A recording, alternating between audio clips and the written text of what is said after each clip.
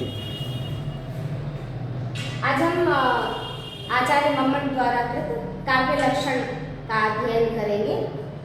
मम्मट जी द्वारा रचित जो काव्य लक्षण है वो इस प्रकार है।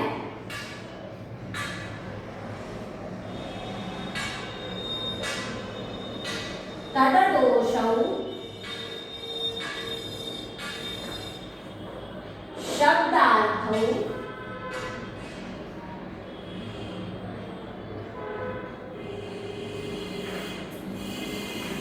सगुणामनलंकृति पुनः क्वापि।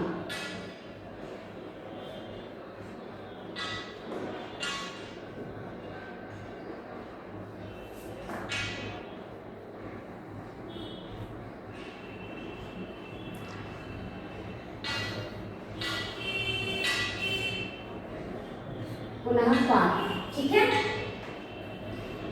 यहाँ तद एक पद, अदोषौ, तद अदोषौ शब्दार्थौ सगुणौ अनलंकृति पुनः क्वापि। 7 पद हैं टोटल इसमें, ठीक है। अब तत्पद से यहाँ काव्य का बोध हो रहा है। तत् किमस्ति तत् काव्यम, ठीक है। तत्पद से काव्य का बोध हो रहा है और तत् शब्दार्थौ भवति क्रिया का हम अध्याहार करेंगे। तत् शब्दार्थौ भवति अर्थात तद मतलब काव्यम, शब्दार्थौ भवति, शब्दार्थौ काव्यम भवति। शब्दार्थौ यहाँ विशेष्य पद है, विशेष्य विशेष्य पद है शब्दार्थौ। शब्दश्च अर्थश्च चार्थे द्वंद्व से शब्दार्थौ पद बना है और इस शब्दार्थौ पद के 3 विशेषण पद प्रयोग हैं। पहला अदोषौ, पुनः सगुणौ और तृतीय अनलंकृति पुनः क्वापि। तो हमारे पास 3 विशेषण पद भी हैं।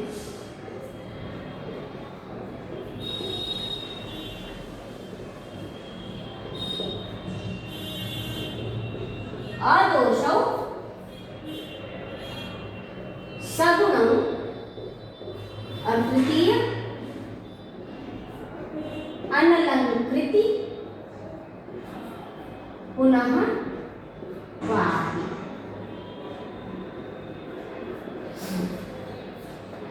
तो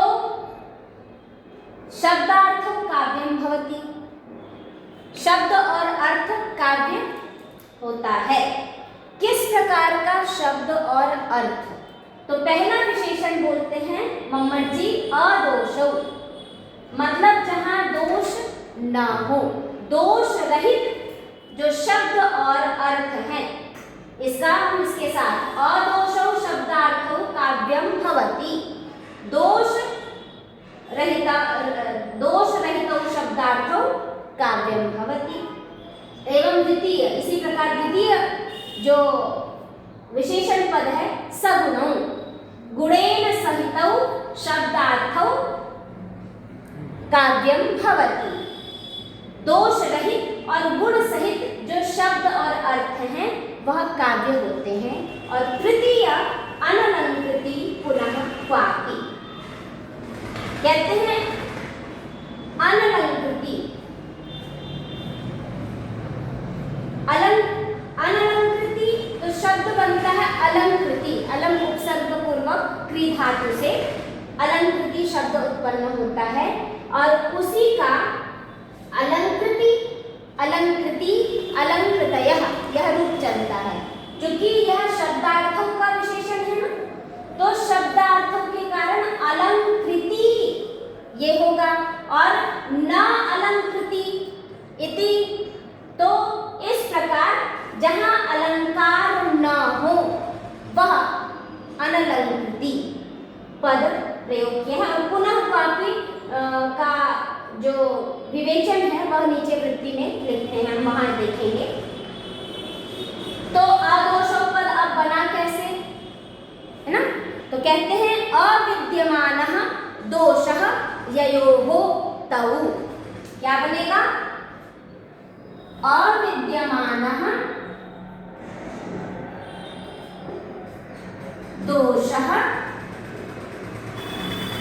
ययोः तौ अदोषौ शब्दार्थौ काव्यम भवति। ये बहुव्रीहि समास है, यहाँ बहुव्रीहि समास होगा, है ना।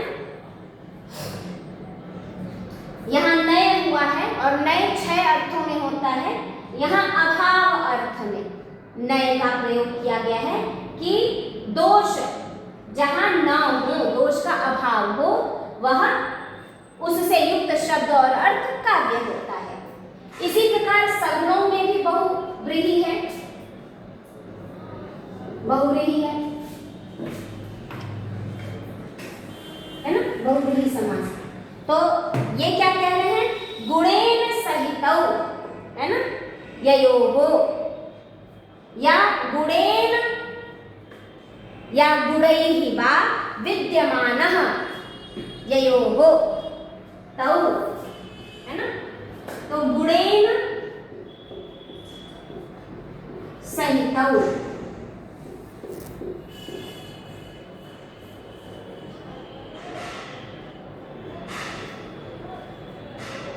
विद्यमानः ययोः तौ सगुणौ शब्दार्थौ तत् अर्थात काव्यम भवति। ठीक है, गुण के साथ गुण से युक्त जो शब्द और अर्थ है वह काव्य होता है।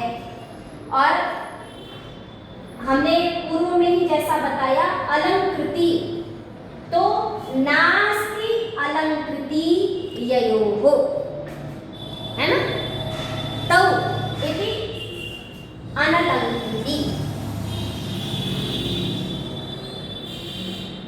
या फिर ना विद्यते, है ना, तो नास्ति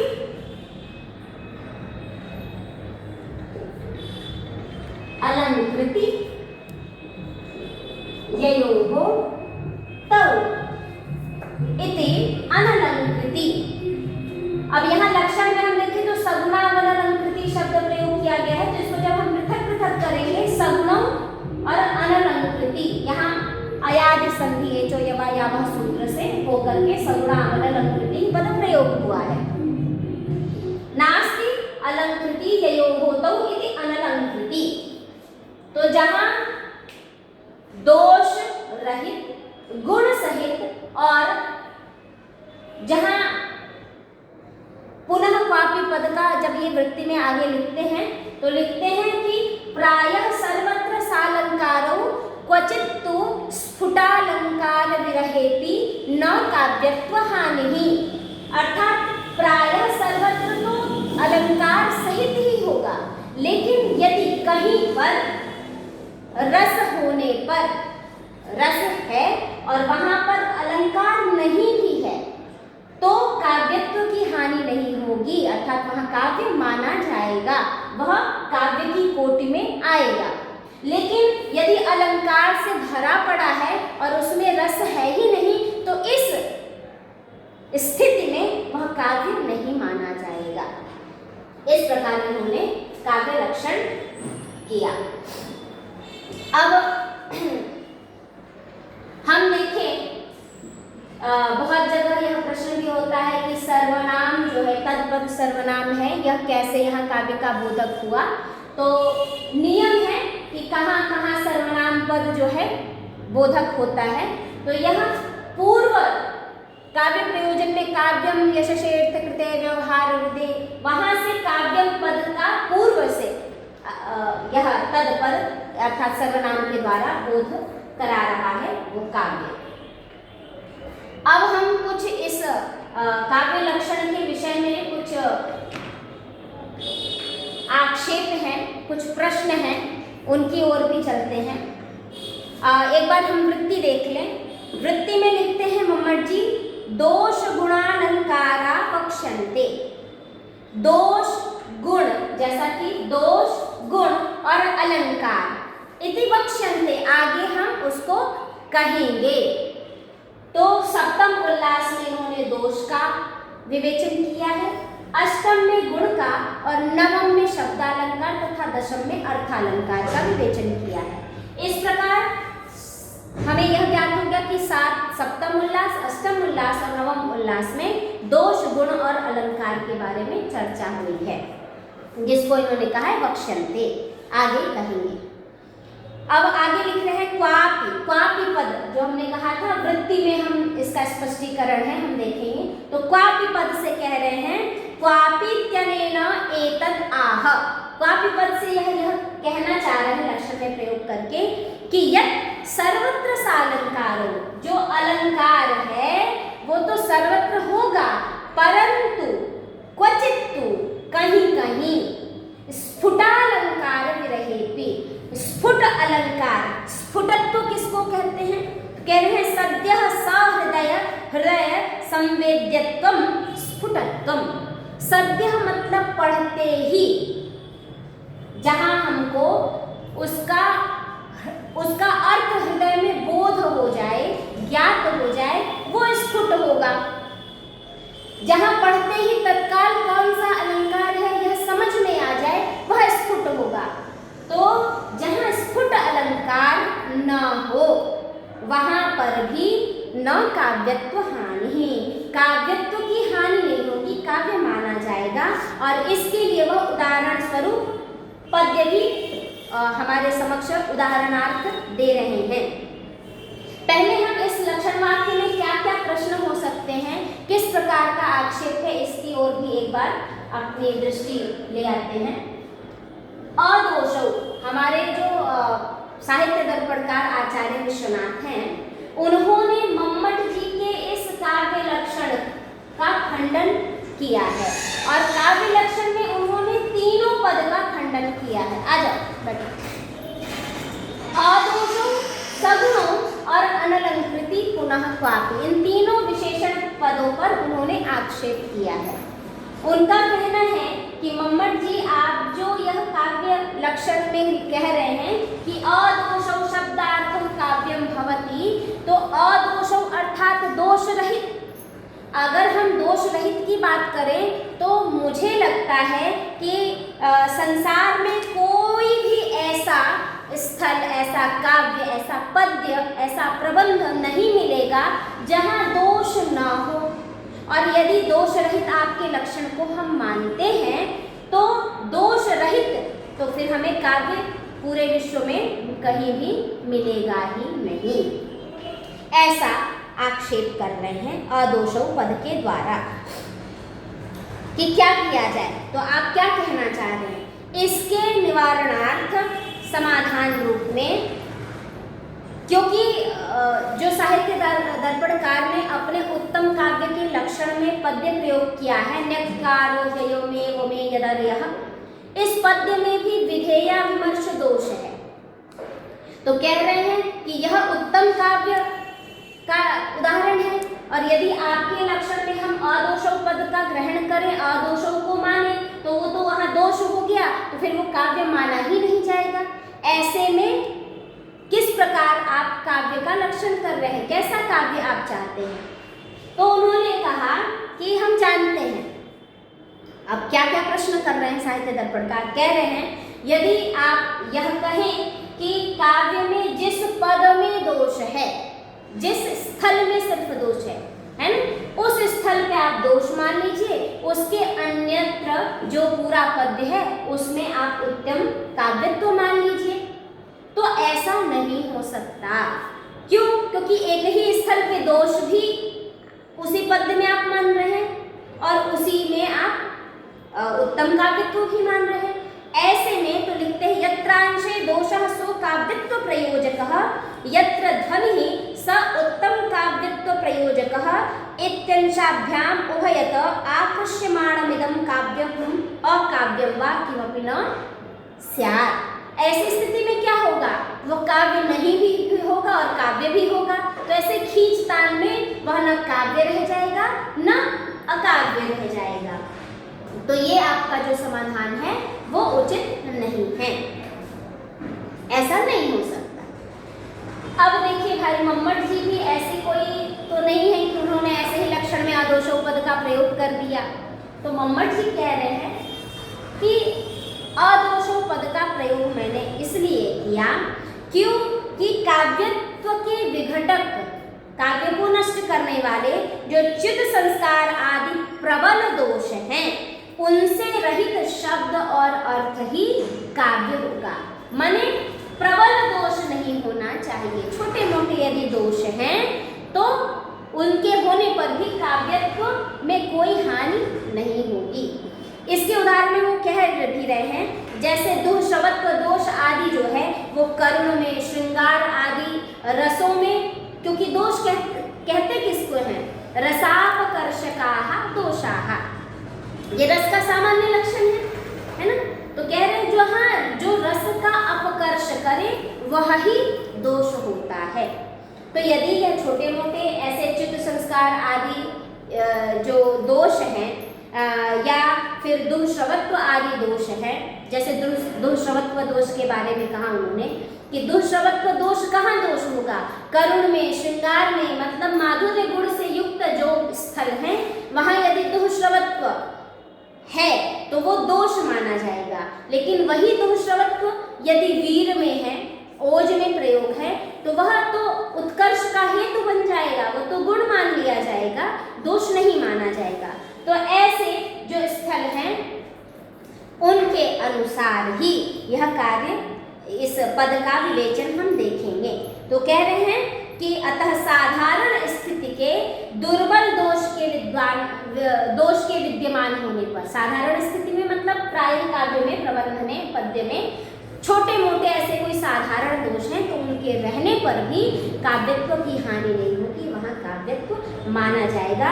चित्त संस्कार आदि प्रबल दोष नहीं होने चाहिए, जो रस के बोध में बाधा पहुंचाएं, ऐसे दोष नहीं होने चाहिए।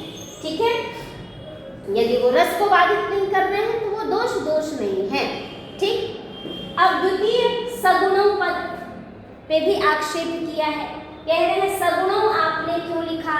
क्योंकि जो सगुणों पद है वो शब्दार्थों विशेषिका विशेषण है और जो गुण होते हैं वो साक्षात किसके? रस के धर्म होते हैं, है ना।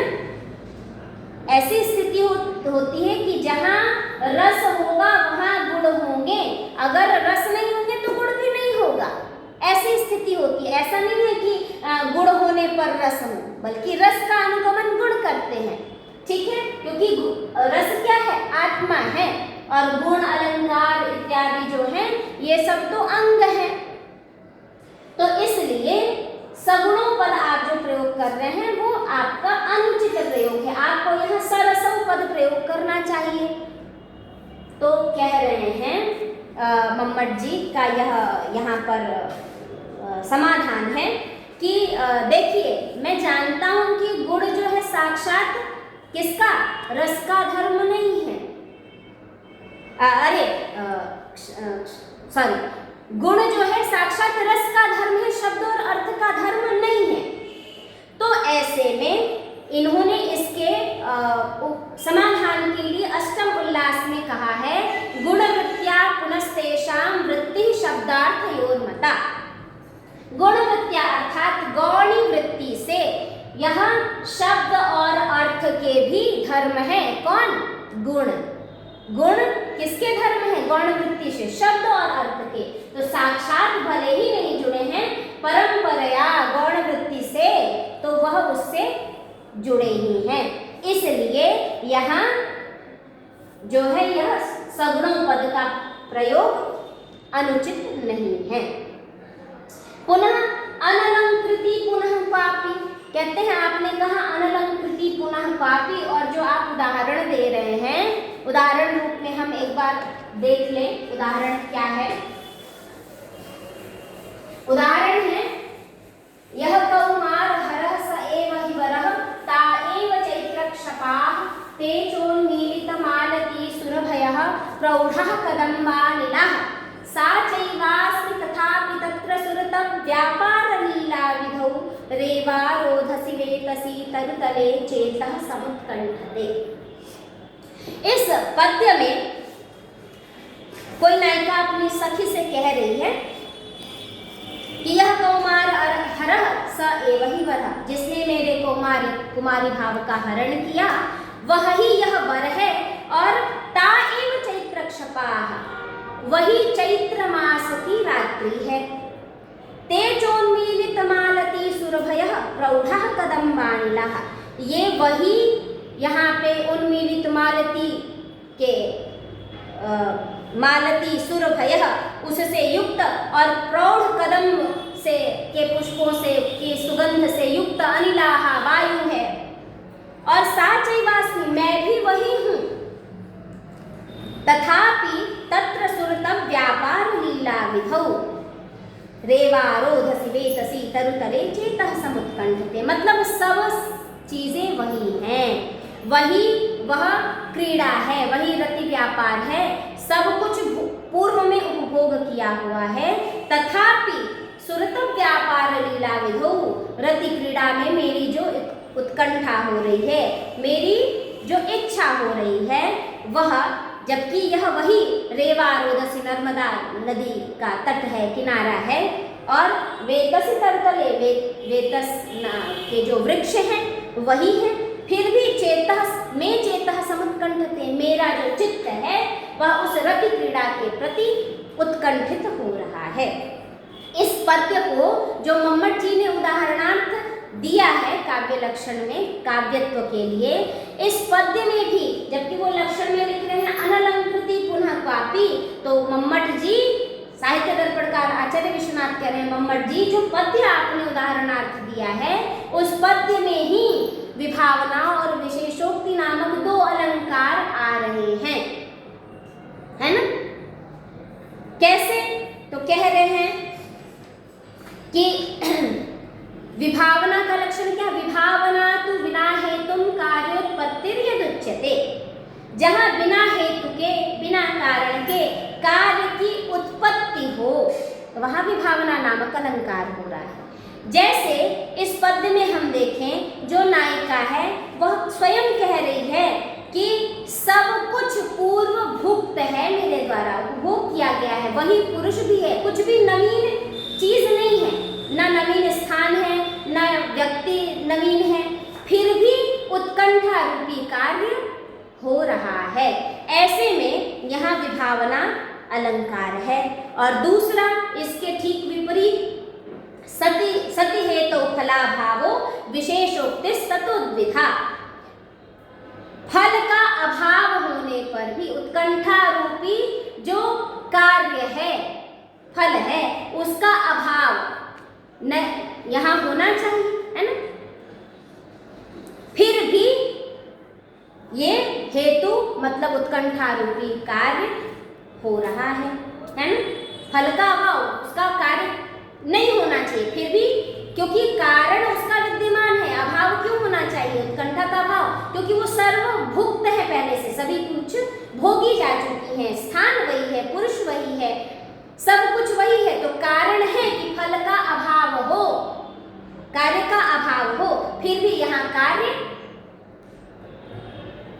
कारण विद्यमान है, फिर भी कार्य हो रहा।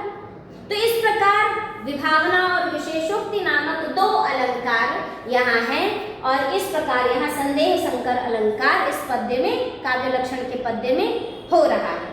तो आप किस प्रकार अनलंकृति पुनः क्वापि कह रहे हैं? तो इसके समाधान रूप में यह है कि मम्मट जी ने स्वयं वृत्ति में लिखा स्फुटालंकार विरहेपि।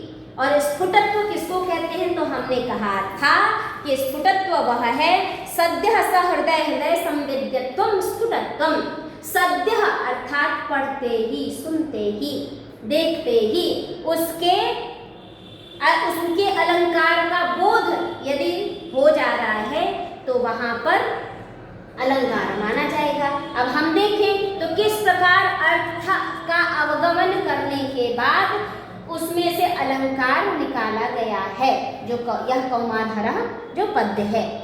तो इस प्रकार यहाँ पे अनलंकृति पुनः क्वापि, उन्होंने कहा, मैंने लिखा है कि स्फुट अलंकार विरहेपि, स्फुट अलंकार का यहाँ अभाव है, इसलिए यह पद्य मैंने उदाहरण में दिया है और इसमें कोई दोष नहीं है। इस प्रकार इन्होंने काव्य लक्षण बताया। ठीक है। अब एक और प्रश्न उठता है जो मैं संकेत कर दूं। हमने देखा अदोषौ सगुणों और अनलंकृत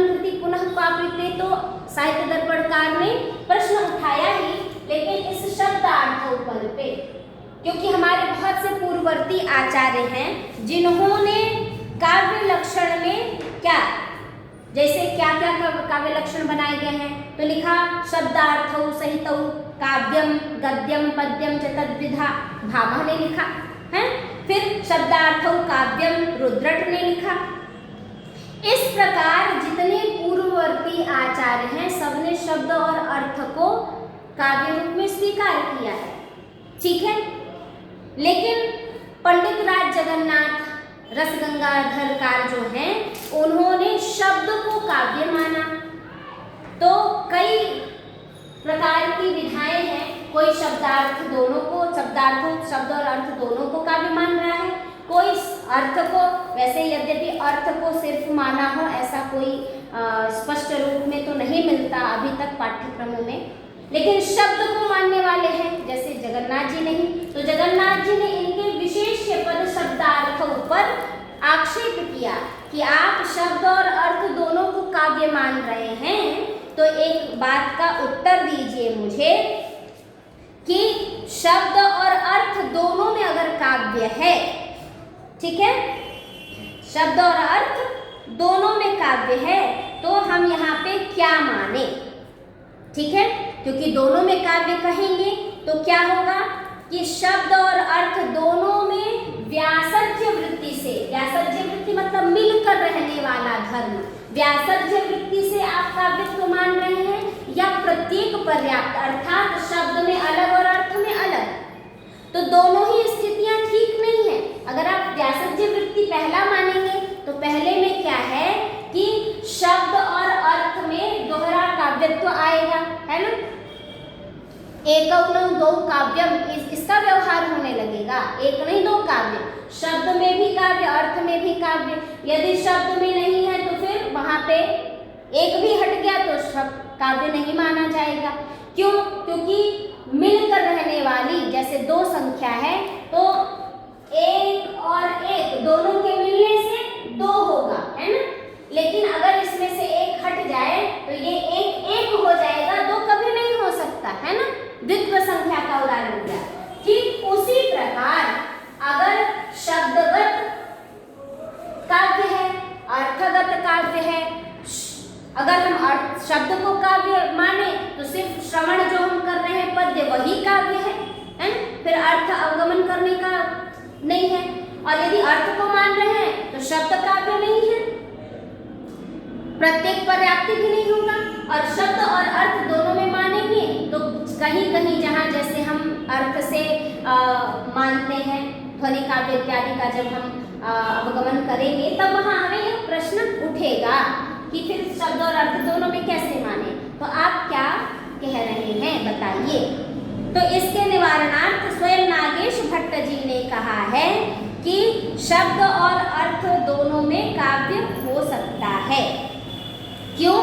क्योंकि चमत्कार बोध जनक ज्ञान विषयतावच्छेदक धर्मत्वम रूप जो काव्य का लक्षण है वह शब्द और अर्थ दोनों में रहता है, सिर्फ शब्द या अर्थ में नहीं, मतलब एक एक में नहीं रहता है, और इस लक्षण के हिसाब से शब्द और अर्थ दोनों में काव्यत्व माना जाएगा। इस प्रकार तददोषो शब्दार्थौ सगुणावलनकृति पुनः क्वापि, यह काव्य लक्षण हमने पढ़ा। इसमें बहुत तरह के प्रश्न हो सकते हैं, होते हैं। हमने अभी सामान्य अध्ययन किया, जैसे नए पद का प्रयोग कैसे है, विभक्ति वचन के बारे में भी बहुत सारे प्रश्न उठते हैं कि अनलंकृति जो है और ये अगर जो है स्त्रीलिंग में प्रयुक्त है, यहाँ शब्दार्थों का विशेषण कैसे बन सकता है, क्योंकि नियम है कि जो लिंग वचन विभक्ति विशेष्य में होगा वही लिंग वचन विभक्ति विशेषण में भी होगा। इस प्रकार के अनेक प्रश्न उठते हैं जिनको हम अग्रिम कक्षा में पुनः देखेंगे।